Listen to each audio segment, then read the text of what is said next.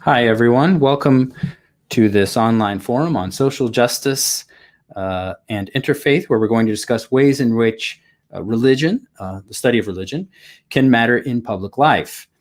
This is brought to you by the University of Central Florida's new Interfaith Dialogue Certificate Program. It's a program intended for those who are interested in studying religion and intercultural dialogue, but might not have the time in their schedule for a major or a minor, though majors and minors are welcome to do it as well. There's more information on that certificate program linked below in the description. My guests today are Dr. Christy Flanagan-Feddon and Dr. Ann Gleig. Let me bring them on and introduce them. Dr. Flanagan-Feddon specializes in philosophy of religion, 19th to 20th century continental philosophy and cultural identity. She is currently the program director of Religion and Cultural Studies and co-creator of the Interfaith Dialogue Certificate Program. Some of her courses include Faith and Reason, The Problem of Evil, Marx and Nietzsche, and Religion and Philosophy Through Film.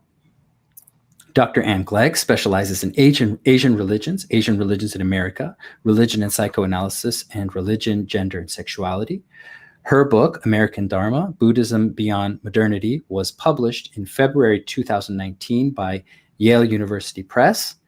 Some of her courses include Buddhism, Hinduism, and Asian religions in America, and I encourage the students out there to take those courses.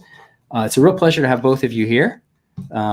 We'll start with Dr. Flanagan-Feddon. You can just go ahead and address the audience, and then Dr. Gleig. Yeah.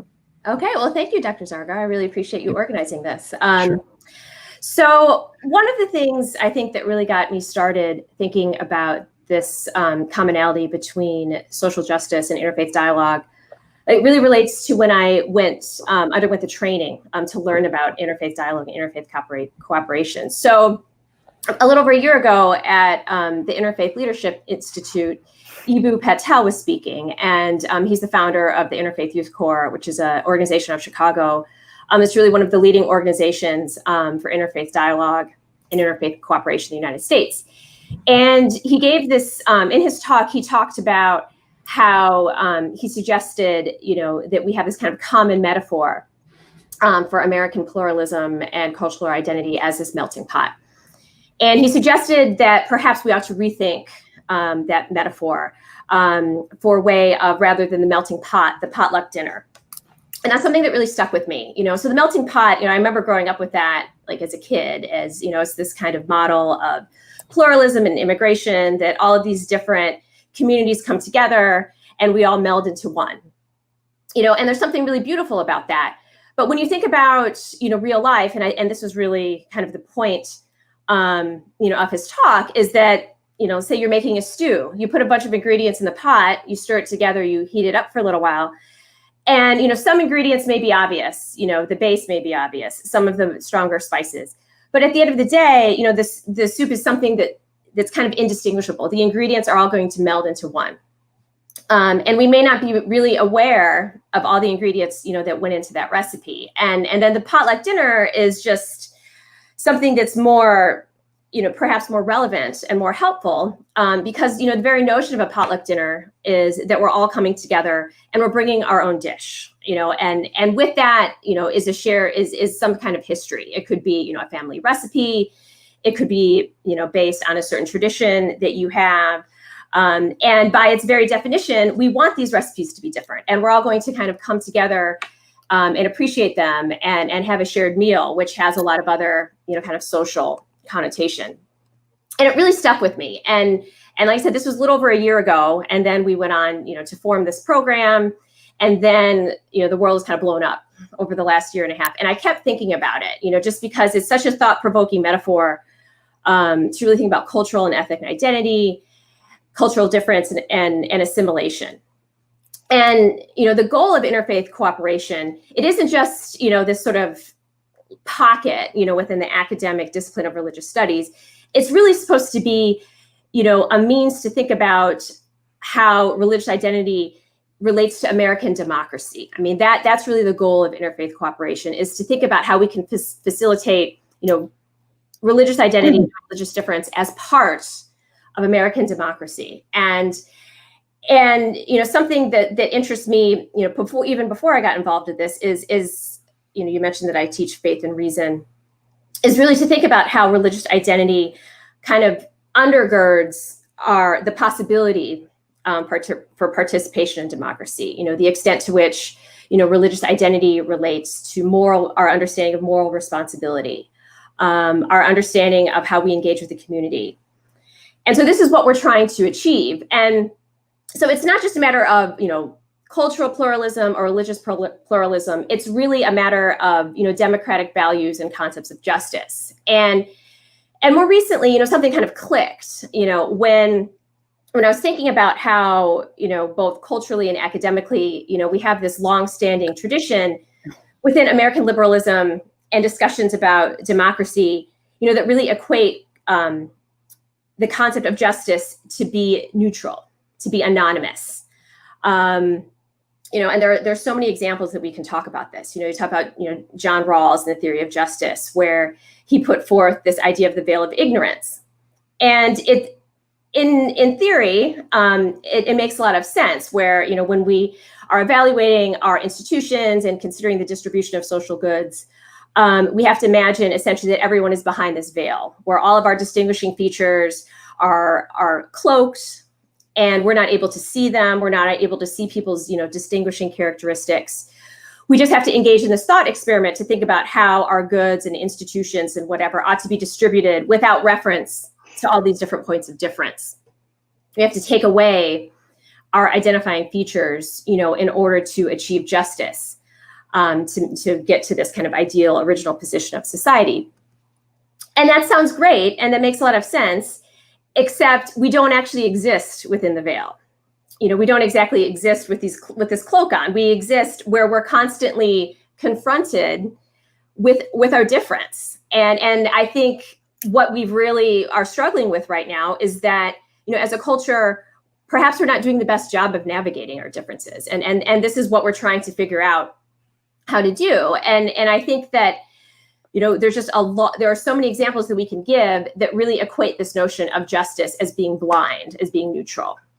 And when I was looking at some examples, to think about this talk today, I thought about, for example, the statue of Lady Justice, the Roman goddess that you might see like in a law office, or a statue, outside of a public building, of a courtroom.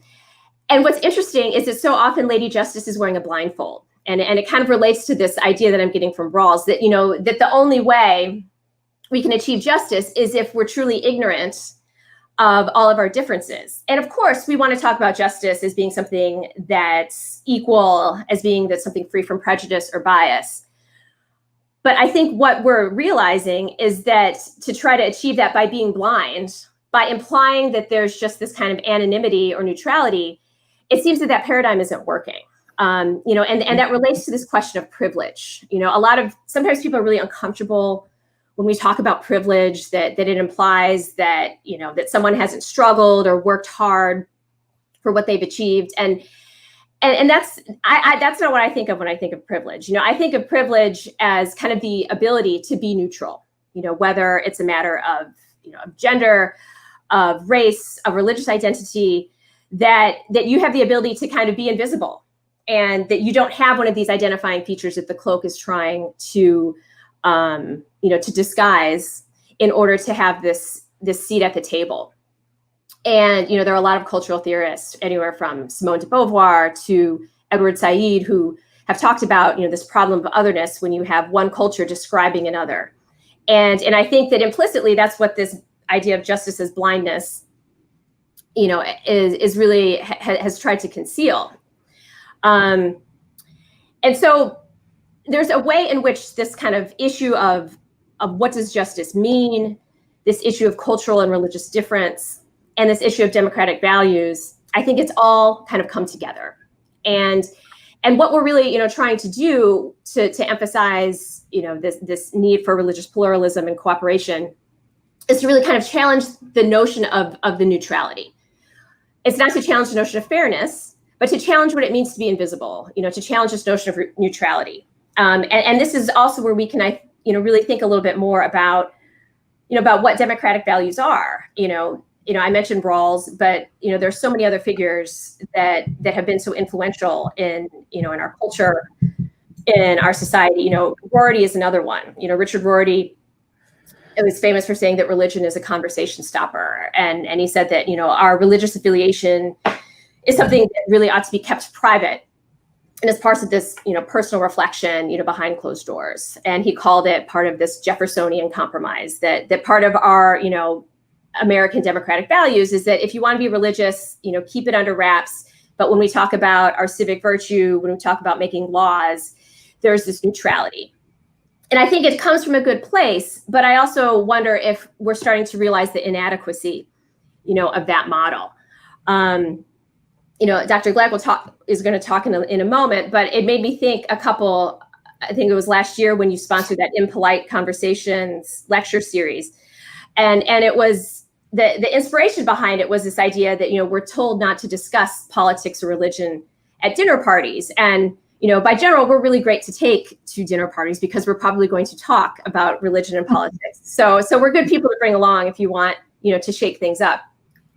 But it's because we've been sort of conditioned about this idea, that we have to keep it neutral. We have to keep it this distinction between public and private. And the problem is that that's essentially suppressing the ability for certain people to participate in our democracy as they should. And this is, the goal. This is something that, again, is really at stake in that potluck dinner metaphor. And Rorty was called out on that by a number of people. Walderstorff, among others, talked about how, religious identity can actually be formative for people's democratic values. It's not saying that someone is giving religious reasons for a certain law, but the fact that one's religious identity can inspire their participation in a democracy, in terms of community and hospitality and civic duty and, the need for moral responsibility. The actual ability to envision not simply how things are, but how something should be better than they are. The very notion of transformation or kind of imagining a world that's better or different than what we see that's immediately presented to us. These are kind of at the heart of many of the major questions of a lot of world's religions. And when Walderstorff, challenged Rorty, one of the examples that he gave was actually MLK and the American Civil Rights Union. And,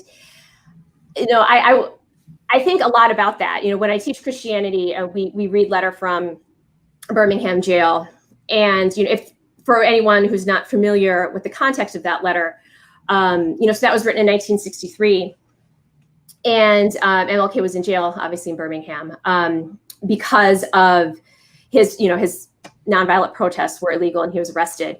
And there was a group of other clergymen who wrote this open letter to him and said basically that, we support, we support your cause, but we don't support your method. And you have to wait and you have to let this be kind of adjudicated in the courts. And you have to be patient. And we don't agree with what you're doing. And so his response, so the letter is really directed specifically towards these 8 Christian clergymen, 8 white Christian clergymen. And he made appeal to them about why they needed to be involved based on Christian principles. And, within there's a lot of really interesting, metaphor and references to Christian theology within the letter. He talks about Augustine and Aquinas and how, an unjust law is not a law at all. But beyond that, he was making an appeal about this possibility of being something different, that segregation distorts the soul, that it relegates persons to the status of things, that it's a violation of this inherent relationship, of the relational identity that humans share. And it was important because the argument he was trying to make was that segregation was legal, but it was morally wrong.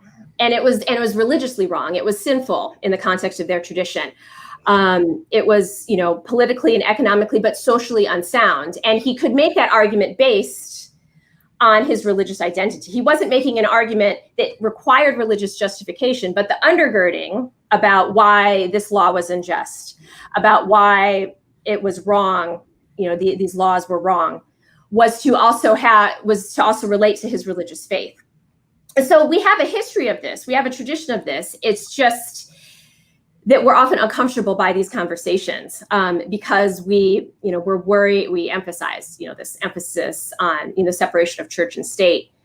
We're not using religious reasons, but we're appreciating the fact that the identities that people bring to the table can have a larger kind of housing, and it inspires their larger participation.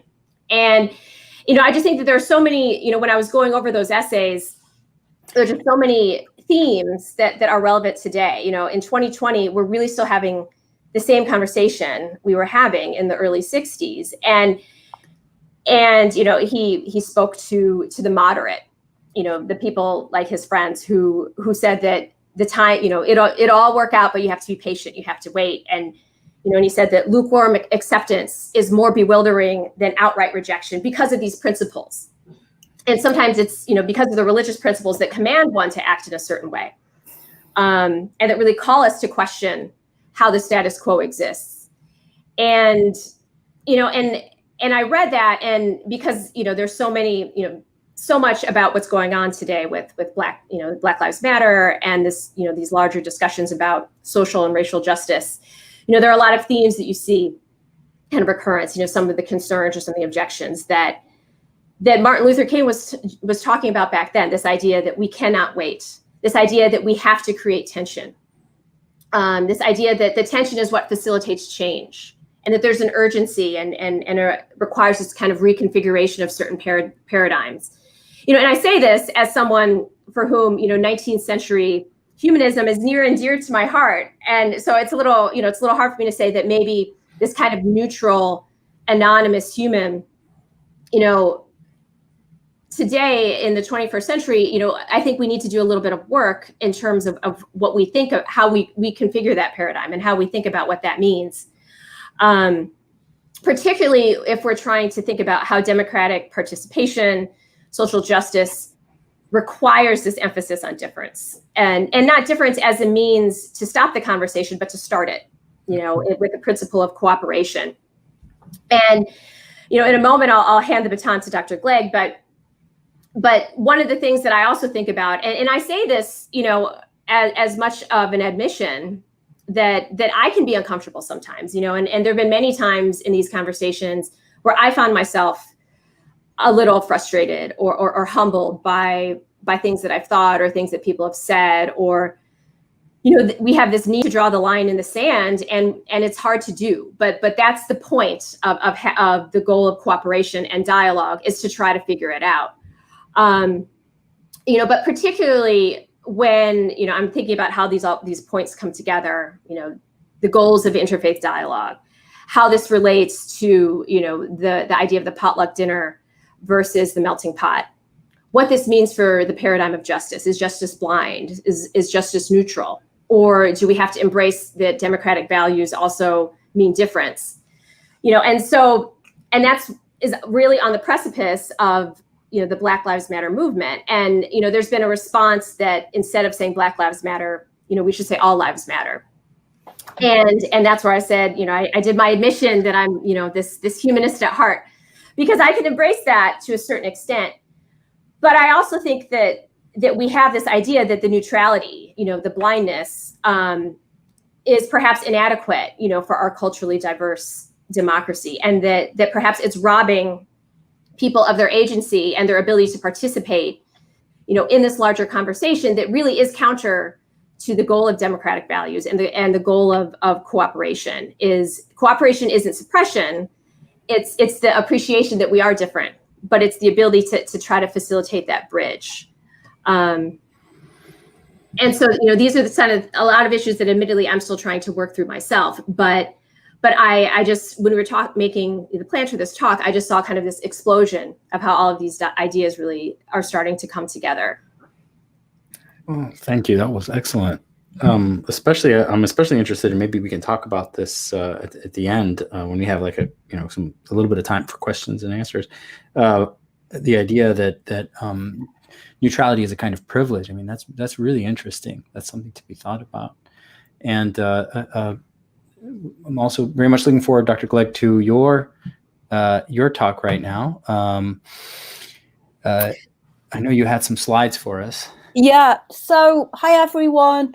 I'm just going to follow up from Dr. Flanagan-Feddon's comments with a kind of real life example, just to kind of flesh out the rich history and theory she gave us. So I'm going to draw on my own research, working with Buddhists, American Buddhist communities in the area of racial justice. I've got a few slides just to kind of help orient us. Okay, so let's just see if I can get this. Yeah, okay. So as I said, I'm working with American Buddhist communities, and there's a few different types of American Buddhist communities, but the communities I work with, we call them American convert Buddhist communities. And mostly they began in the 1960s and 1970s. So they're about 50, 60 years old. And historically, they've had a very white demographic. But for the last, 20 to 25 years, there's been Black and brown Buddhists in these lineages have really been trying to raise awareness of the whiteness of the communities and the reproduction of racism in the communities. And this kind of work that's been going on several different dimensions for, over 2 decades, really was kind of has been amplified in the last, 6 and 7 years by Black Lives Matter. So I think this is a really striking image. It's the historic Buddha from, 500 BC in India, holding, this very contemporary hashtag of Black Lives Matter. Now, in 2015, a group of 125 Buddhist leaders had their first meeting at the White House, the first ever American Buddhist meeting at the White House. And at the White House, they presented 2 statements. One statement was on climate justice, and the other statement was on racial justice. This is one of the banners that they made, and karma is a Buddhist term. And so here they're really kind of signaling that they see racial justice work as an integral part of Buddhist practice. So there's a real kind of integration of the political and the religious here. The actual letter they presented, I just wanted to show you a couple of snapshots of it. So you can see that the letter opens with this kind of, recognition of the distress and sadness that they're feeling at the killings of unarmed African Americans by police, most recently brought to light with the deaths of Michael Brown in Ferguson, Eric Garner in Staten Island, Walter Scott in North Charleston, and Freddie Gray of Baltimore. And they locate these deaths as part, not as individual events, but as part of systemic racism. And you can see here that has been rooted in centuries of slavery and segregation. The letter continues, and towards the end, they, really fully acknowledge the role of Black Lives Matter. They say here that they were inspired by the courage and leadership of the people of Ferguson and many other communities in drawing a line and saying enough, Black Lives Matter. So essentially what you have is, this 2.5 decade long process of racial justice work within Buddhist communities really merging and being amplified by the wider social movement of Black Lives Matter. After the death of George Floyd in the summer that, spurred a new round of Black Lives protests, many American Buddhists also, joined in the Black Lives Matter processes. And, we just saw a kind of a lot of new literature and teachings being produced on, thinking through Black Lives Matter in the context of, Buddhist practice. So this is just one collection that relates Black Lives Matter to the Bodhisattva vow. And the Bodhisattva vow is a really core part of Mahayana Buddhism. And you can see there's this kind of, really like creative revisioning of this kind of what we call a Buddha field, in which you can see one of the Buddhas is holding up a Black Lives Matter sign, and that one of the Buddhas is represented as a brown Buddha. And this is a famous Buddhist teacher called a Black Buddhist teacher called Lama Rod Owens. So essentially, I've been tracking, this kind of convergence between American Buddhism and the Black Lives Matter movement. And this got me really interested in thinking about the spirituality of Black Lives Matter and how Black Lives Matter itself was a spiritual movement, and how it was influencing not only Buddhism, but other religious denominations.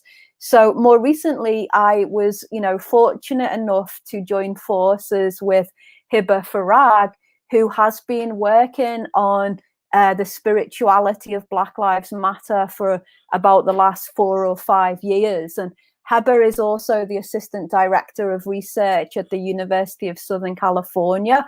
She works a lot on interfaith dialogue. She's worked a lot on relationships between Muslim and Jewish communities, as well as her work on Black Lives Matter. This is just a kind of snapshot of some of the work that she's done. I also wanted to include this picture because it's a picture of a Black Lives Matter protest in Los Angeles that included an interfaith service for George Floyd. This is really important because the religiosity of Black Lives Matter, both the inherent religiosity of Black Lives Matter and the impact it has had on other religions, such as American Buddhism and American Hindus, Christians, and Muslims and Jews, has often been erased in media coverage of Black Lives Matter. And so one of the things that Hibba and I wanted to do was really to lift up the kind of inherent religiosity and the interfaith impact that Black Lives Matter is having in real time. So we co-wrote this article recently in The Conversation, in which we really countered some of the false narratives that Black Lives Matter is a, quote, godless organization, that it is a Marxist organization, that it is against religion. And we kind of showed all the different ways that religion and spirituality is present within Black Lives Matter. There is a rich spiritual and religious pluralism in Black Lives Matter. And as well as that, its own religious and spiritual pluralism, it also has impacted, all of these different denominations. So we also, drew attention to the impact it's had on other religious organizations in the article. And we just give several examples. So one example we gave was the impact it's had on the Black church. Brenda Salter McNeil is a big figure in the Black evangelical Christian church, and she's writing a book on how Black Lives Matter really changed her, inspired her to change her orientation on how she tackled racism within the evangelical Christian movement. The Black Lives Matter and American Muslim community published an open letter on supporting Black Lives Matter and the impact it had on them as a community. This Black Lives Matter picture here is actually a full page ad in the New York Times, that over 600 American Jewish organizations had signed and sponsored. And then here is a picture of some American Buddhists who were leading a Black Lives Matter march in Los Angeles. So essentially, I think that was the last one, if you want to bring me back, Cyrus. Essentially, I just wanted to give you a kind of taste of how Black Lives Matter was kind of generating, some interfaith work.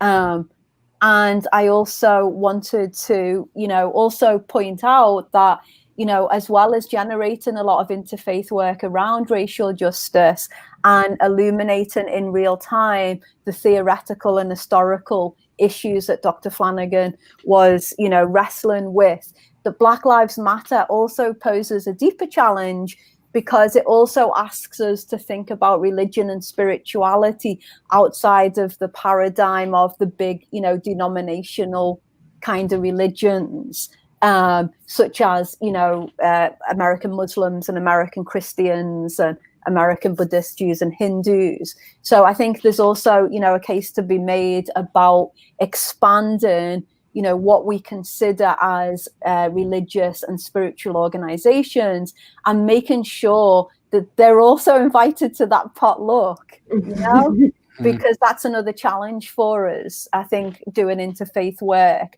like who gets to be represented as, conventional or legitimate religious organizations. So thanks for the time.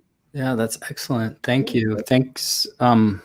Both been very generous with your time, so I don't want to make it to go on too much longer. I mean, it's up to you really. But first, I mean, did either of you want to address questions to the other, or bring something else up that came up? I mean, if you have something, I have one question for both of you. But if you have something, just throw it out there. Just feel free. So I was thinking about a very basic question that kind of connects both of yours, which is I often encounter when I teach, for example, world religions, this idea that, religions are responsible for a very dangerous part of personal identity. Violence. If there were no religion, there would be. It's like the John Lennon song. Imagine, if there were no religion, there'd be no. I know that as a Scouser, yeah. Yeah. So, I mean, in a way, I see what both of you are saying as a kind of response to that. I mean, there's so much going on, whether it's studying religion or those who are, practicing it or practicing a form of spirituality. There seems to be another side to it. I mean, did either of you want to comment on that? Well, yeah, I think that it's a great question. And it's one that I'm also interested in. Like, for example, in Faith and Reason, this is one of the central, narratives of the course. And it's also why I wanted to make a point, that discussion about from Rorty and Wolstersdorf and the example of MLK was part of a special issue in the Journal of Religious Ethics, for example. And so there's a lot of consideration really to respond to that idea that, one of the reasons someone like Rorty said that religion is a conversation stopper and we need to have this public and private distinction, which incidentally is very much reliant on a Kantian notion of public and private reason, which I'll get to in a second, was this idea to try to prevent the possibility of religious violence. Because we're worried that if you're making some sort of appeal to, a god or a deity or some kind of authority outside of experience, that you could potentially, justify unsavory actions or undemocratic actions.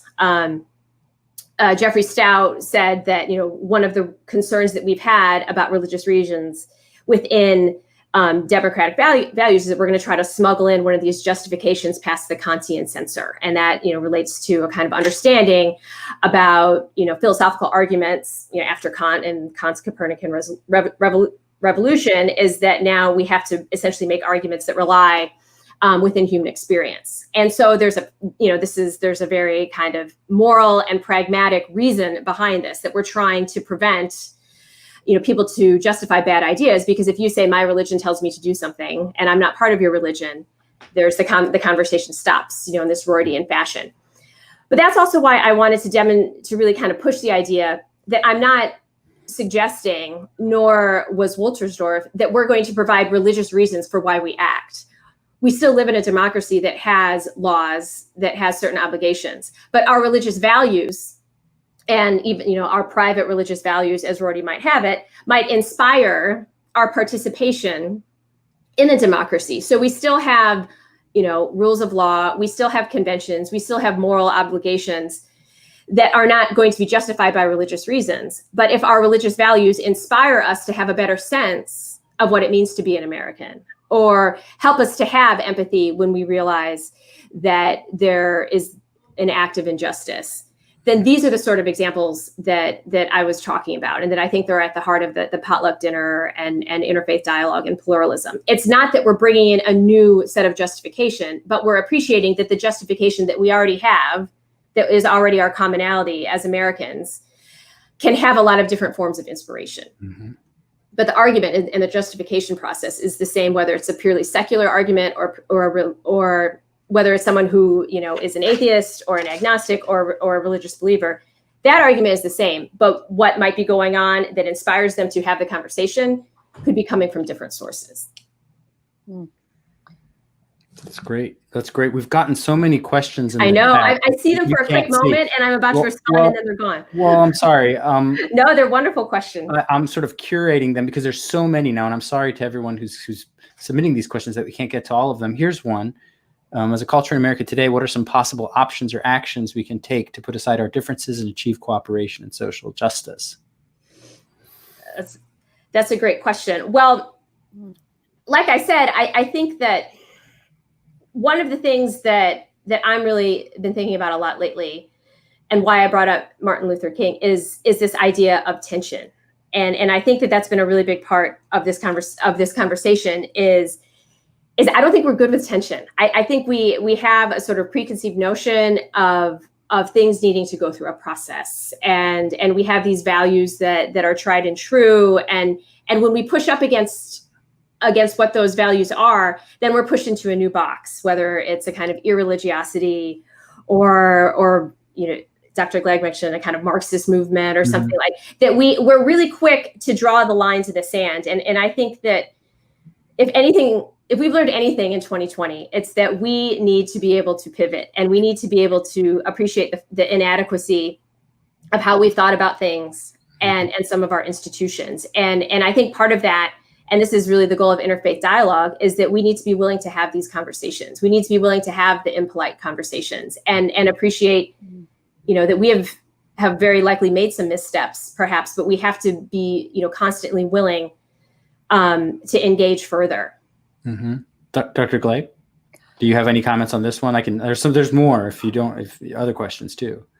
Yeah, I mean, there's just so many questions come in. Well, I did want to just rewind a second. Yeah, please. Okay. Please do. So one of the things, just thinking across, you know, my research and Dr. Flanagan's, is that I was really struck by the fact that Dr. Flanagan ended on, you know, the letter from Dr. Martin Luther King, and, you know, the kind of opposition that he received from other religious figures who are essentially saying you're being too extreme, and, you know, you need to settle down and be, you know, respectable, right?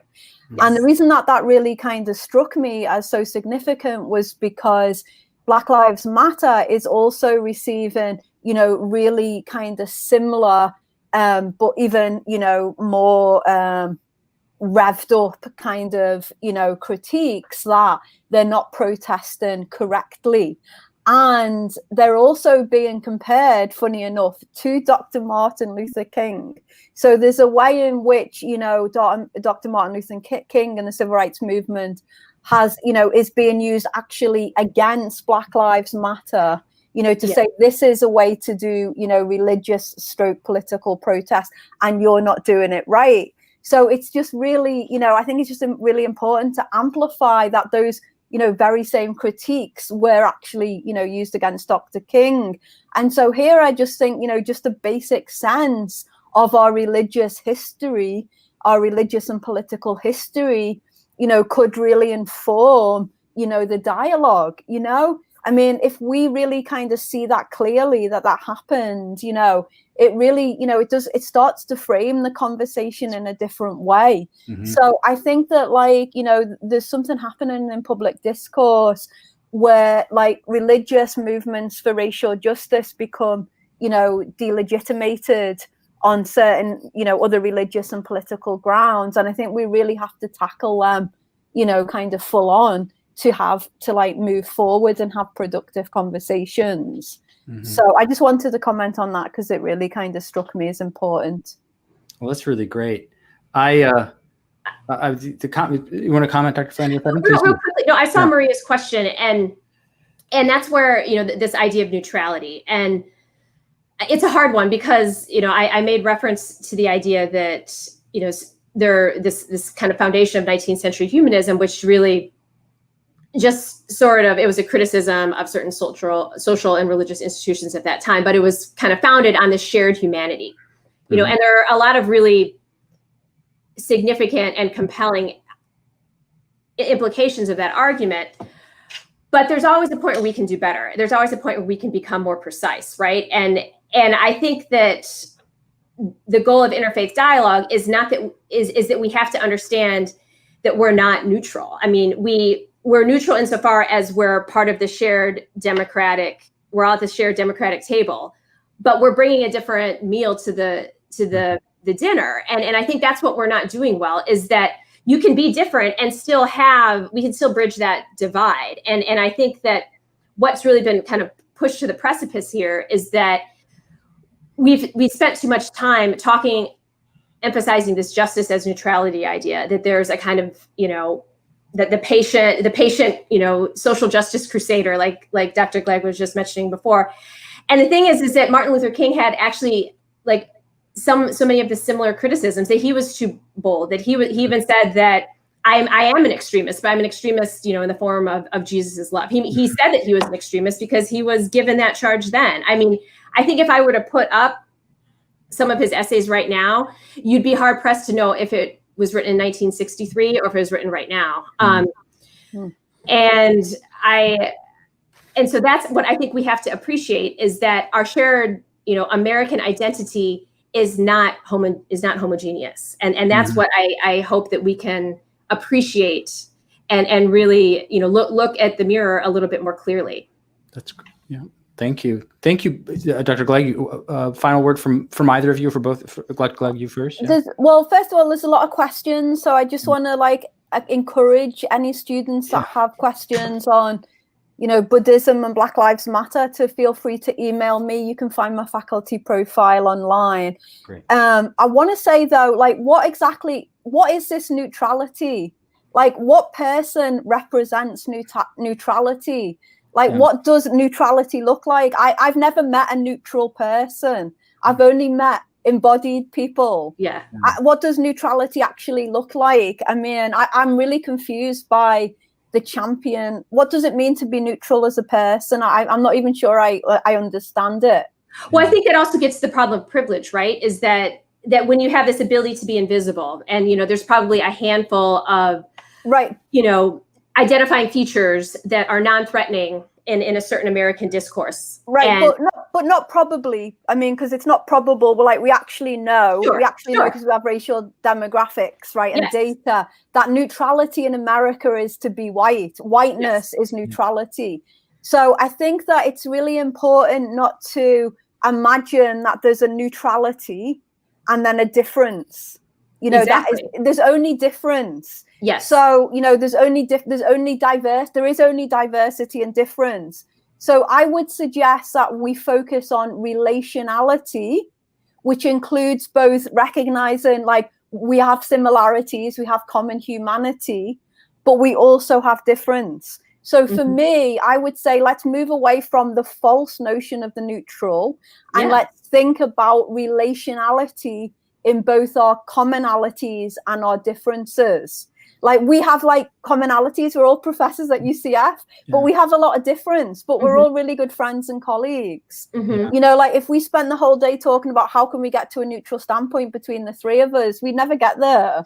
That's exactly my point. And that's and I think we've given ourselves a misnomer, because we have, the very paradigm of justice implies blindness. It implies neutrality. Go the next time you're in front of a courthouse. Hopefully, neither one of you get into trouble anytime soon. But take a look at the statue, and I forgot to say this. But I was going to say, instead of this paradigm where Lady Justice wears a blindfold, that she should have the googly eyes. Do you like that? I stole that from my. I love it.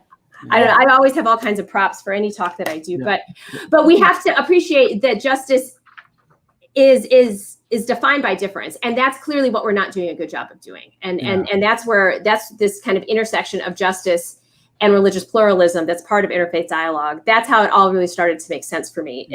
is you're right. It's a myth. It's a myth, and it's a problematic myth. This is so interesting. I'm thinking we might have to have a part 2 of all this. We undercut ourselves with time. Yeah. So with that, I mean, these are the kinds of really fascinating discussions that you can have in Dr. Gleig's class and Dr. Flanagan-Feddon's class, maybe in my class. So sign up for Interfaith Dialogue in the spring. Sign up for Interfaith Dialogue. Please. And I'll just add, I had this little outro that the Interfaith Dialogue certificate is an opportunity for students to learn about applying interreligious and intercultural knowledge in professional contexts and these kinds of social contexts.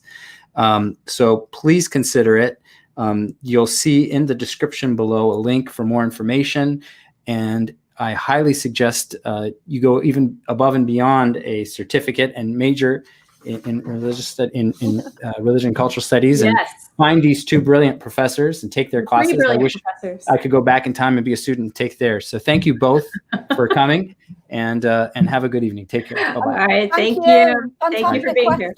Thanks everyone. Bye. Wow, great students.